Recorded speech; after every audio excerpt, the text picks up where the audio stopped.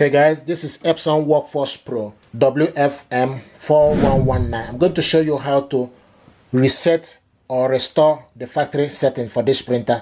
You need to go to the settings. So use the side button and go to settings and select OK.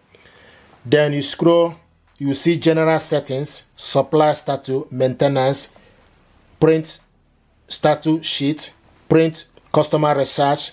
Scroll down all the way to restore default settings. Select OK. So restore all default settings. You have network setting.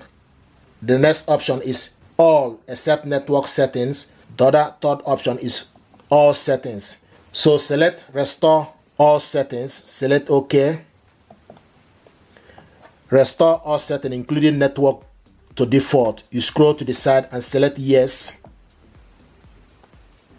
Setting restore. Restart the printer to continue.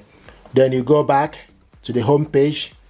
If you look on the printer, you will see that the printer is no longer connected to Wi-Fi network. You select Wi-Fi network and you can see it will show you the Wi-Fi recommended is off, Wi-Fi direct is off. So this is how to restore network settings. So the printer now no longer connected to network. Thank you very much indeed and stay blessed.